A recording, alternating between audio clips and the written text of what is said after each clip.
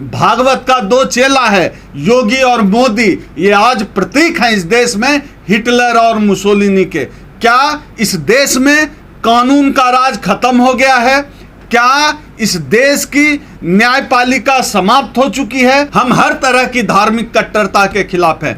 पूरी दुनिया का इतिहास उल्टा कर देख लीजिए, धर्म ने आज तक युद्ध के अलावा इस दुनिया को कुछ नहीं दिया है। हम नास्तिक लोग हैं, हम अंबेडकर को मानने वाले लोग हैं। जो धार्मिक कट्टरता है यह संविधान के खिलाफ जा रही है। हम संविधान की रक्षा के लिए तत्पर हैं। कट्टर चाहे कोई भी हो, हम उस कट्टरता के खिलाफ हैं। बुलडोजर से ढहाया जा रहा है किसी का घर। अगर इसको केवल इस तरह से देखा जाएगा तो ये बहुत बड़ी नाइंसाफी होगी। बुलडोजर चलाया जाना आज एक प्रतीक हो गया है कि इस देश में लोकतंत्र पर बुलडोजर चल रहा है। यह बुलडोजर किसी के घर पर नहीं चल रहा के घर पर, बल्कि यह बुलडोजर चल रहा है इस देश की अस्मिता पर, इस देश का जो लोगों का जो लोकतंत्र पर विश्वास है उस पर बुलडोजर चल रहा है।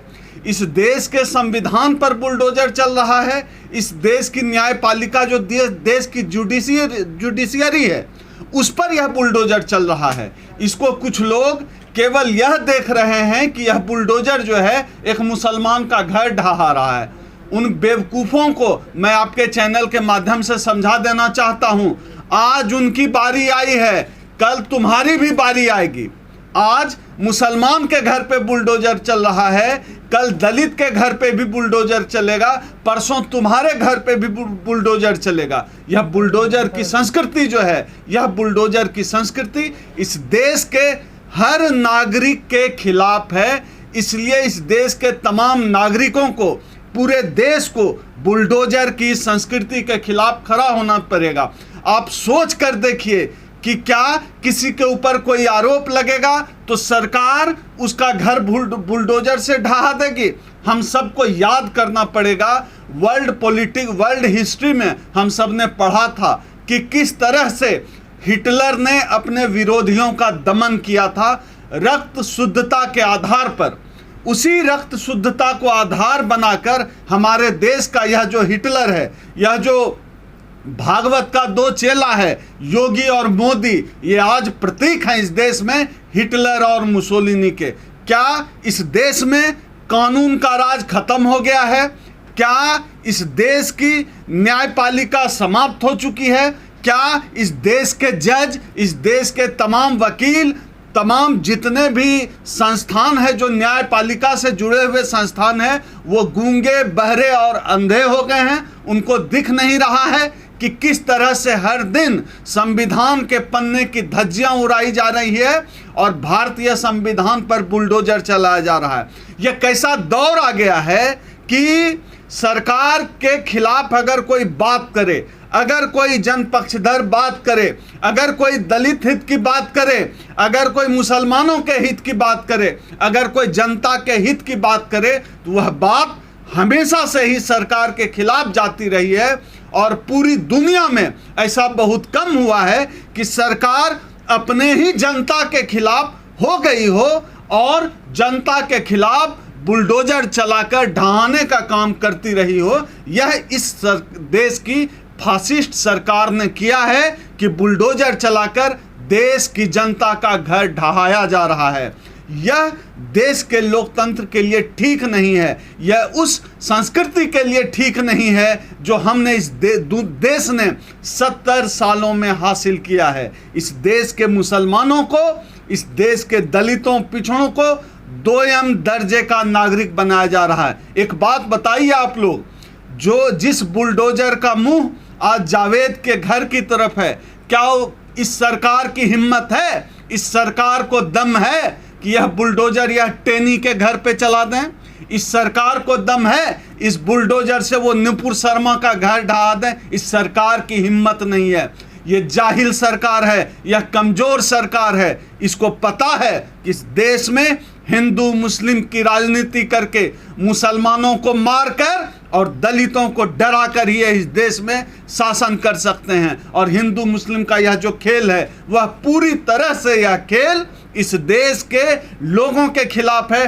देश की जनता जो हिंदू मुस्लिम की भावुकता में आज बह रही है, देश की जनता जो आज इनके बहकावे में आ गई है और कहते हैं लोग कि इनके पीछे भीड़ है। आपने देखा है, कभी गूगल पर निकाल कर देखिए कि हिटलर की सभाओं में कितनी भीड़ होती है। उतनी सभा तो अभी मोदी की उतनी भीड़ तो अभी मोदी की सभा में भी नहीं आ रही है जितनी हिटलर की सभाओं में भीड़ होती थी। लेकिन इस दुनिया से हिटलर को भी जाना पड़ा और दुनिया का दूसरा बड़ा शासक जो मुसोलिनी हुआ था, फासिस्ट शासक, जब मुसोलिनी की मौत हुई, जो लोग फासिस्ट तरीके से इस देश को चलाना चाहते हैं, इस देश की सरकार को चलाना चाहते हैं, उनको हिटलर का अंजाम, उनको मुसोलिनी का अंजाम नहीं भूलना चाहिए कि कैसे कुत्ते की मौत मारे गए थे ये लोग। हिंसा भी तो जायज नहीं है ना, पत्थरबाजी भी तो जायज नहीं है ना। किसी भी तरह की हिंसा की हम मुखालफत करते हैं, लेकिन याद कीजिए गांधी ने जब कहा था कि किसी भी जब आप किसी के ऊपर इतना अधिक अत्याचार कर देंगे, इतना अधिक उसको दबा देंगे, इतना अधिक शोषण कर देंगे कि उसका कोई सुनने वाला नहीं हो, तो हिंसा लोगों का आखिरी रास्ता होता है, जनता का आखिरी रास्ता होता है। दुनिया का इतिहास उल्टा कर देख लीजिए, पूरी दुनिया में खूनी क्रांति हुई है। इस सरकार को तो कोई मतलब है नहीं जनता से। जनता महंगाई से त्राहिमाम कर रही है।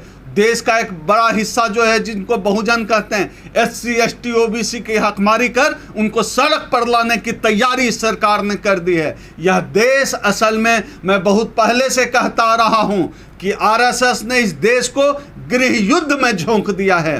भागवत ने, मोदी ने, अमित शाह ने, योगी ने और इस देश की जो सवर्ण मनुवादी मीडिया है, इन सब ने इस देश को होम वार की तरफ धकेल दिया है। यह देश अब गृह युद्ध की आग में जलना शुरू हो चुका है।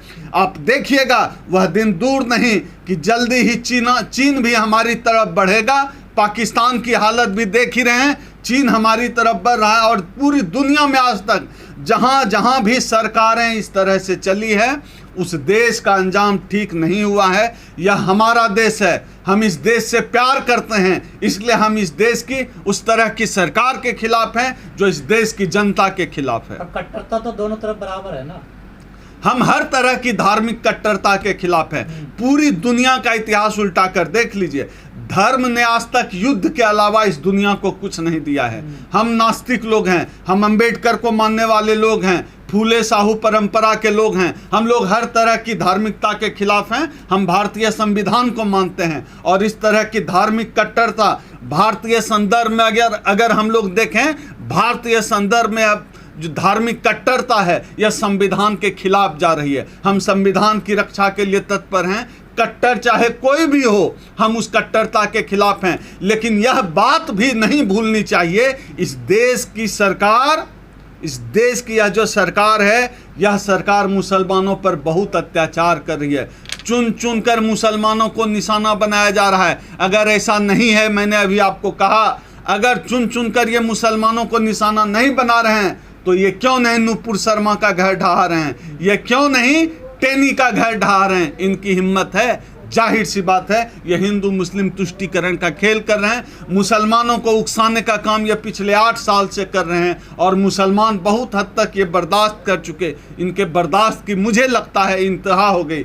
बावजूद इसके हम किसी भी तरह के हिंसा का समर्थन नहीं करते हैं। या RSS, ये BJP या तमाम जितने भी फासिस्ट संगठन होते हैं, फासिस्ट सरकारें होती है, वो इसी तरह से लोगों को भड़काती है, लोगों को उकसाती है, क्योंकि इसी से उनको ऊर्जा मिलती है, ईंधन मिलता है। ऐसे संगठन तो मुस्लिम समाज में भी है ना, वो भी बिल्कुल, तो भड़काने का काम बिल्कुल हर तरफ ऐसे लोग हैं। आप बताइए ना, ये टीवी न्यूज चैनल पर डिबेट में जो दाढ़ी वाले लोग जाते हैं, वो क्या करते हैं? वो 1000-2000 रुपया के लिए अपने पूरे कौम, पूरे बिरादरी का जो है नाक कटाने का काम टीवी चैनलों में करते हैं। ऐसे जितने भी लोग बैठते हैं टीवी चैनलों पे, मुसलमान साथियों को चाहिए कि उनको जूते से मारें। तो ये हमारा मुद्दा है नहीं। बावजूद इसके हमें लगता है कि वह समाज, यह जो मुसलमान समाज है, इस समाज को अब खुद आगे आना पड़ेगा और इनके समाज के वो लोग जो इनका नाक कटाने का काम टीवी चैनलों के डिबेट में कर रहे हैं,